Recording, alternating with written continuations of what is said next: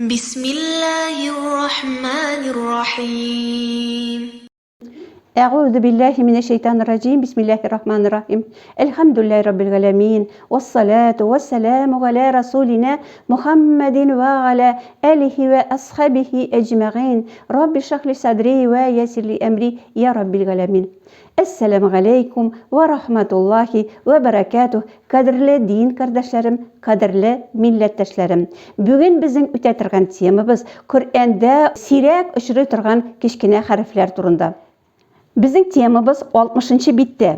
Kur'an'da sirek uçurup turgan kichkina harfler.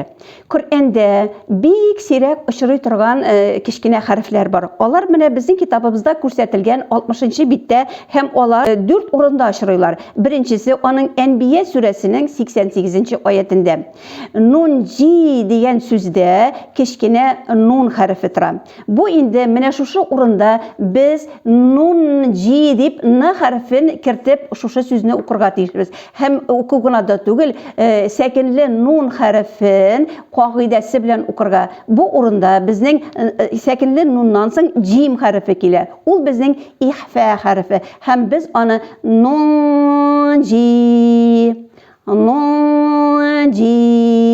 n harfi bizni jim harfi ortana yashirib, burun osha chiqarib, biroz tutqarlab o'qirga tegishmiz.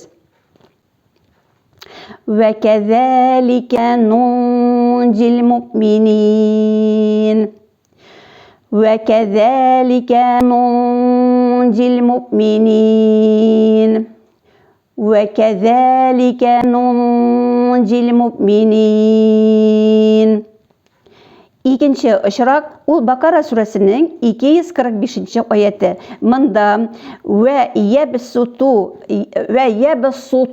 degan so'zda sod harfi üstünde kichkina sin harfi yozganlar. Mana bu ışrakta biz sod harfi o'rnina sin harfini qo'llanib o'qirga tegishmiz. Vallahu yaqbidu ve yebsutu. Vallahu yaqbidu ve yebsutu. Vallahu yaqbidu ve yebsutu. Üçüncü ışrak A'raf suresi 69. ayet. Mında bastoten degan so'zda sod harfi üstünde kichkina sin yozganlar. Bu o'rinda da biz sod harfini sin harfini almashtirib o'qirga tegishmiz. وَزَادَكُمْ فِي الْخَلْقِ بَسْطَةً وَزَادَكُمْ فِي الْخَلْقِ بَسْطَةً وَزَادَكُمْ فِي الْخَلْقِ بَسْطَةً. Hem 4. ışrak Tur suresi 37. ayet. Mında musaytirun degan so'zning ostına sod harfi ostına sin harfi yozganlar. Hem biz mana bu o'rinda musaytirun deb sod harfini sin harfini almashtirmisha nechik yozgan shulay oshik etib musaytirun deb o'qirga tegishmiz.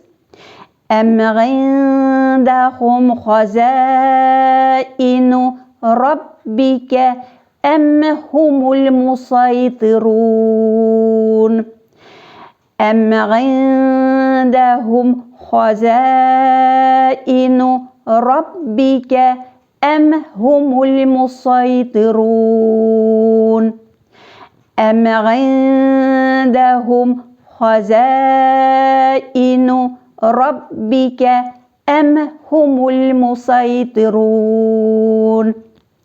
Mana bu o'rinda bizga endi anglab ketirga tegishmiz. Biz bitindi bilamiz, Qur'oni Karimning o'quv usullari bek ko'p. Ham mana biz o'qiy turgan usulda biz ustunlikni beramiz ustda yozilgan harfga.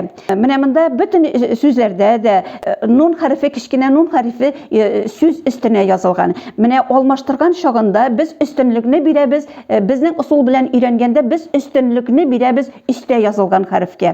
Mana ostda yozilgan harfga biz игътибар итмибез. Чөнки biz ул менә бу урында сорарга мөмкиннәр. Ни өчен соң алай булгач язганнар Коръәндә моны дип? Җәмәгать, biz бит әйттек инде, Коръәнне бик күп усуллар белән укыйлар. Менә икенче төрле усуллар белән укыганда алар сад хәрфен син хәрфенә алмаштыралар. Алар приоритетта аларның аста язган булалар. Менә безнең усул белән укыганда безнең өстенлекне бирәбез өстә язылган хәрефләргә. Шуның өчен менә бундай нун хәрефе дә өстә язылган, без аны укыйбыз нунны да. Менә Бакара сүрәсендә һәм Әграф сүрәсендә син хәрефләре дә алар өстә язылган хәрефләр. Һәм без аларга өстенлек биреп сад хәрефләрен син хәрефенә алмаштырып укыйбыз. Менә соңгысында Тур сүрәсендә анда өстенлекне бирәбез сад хәрефенә, чөнки ул син хәрефеннән өстә язылган.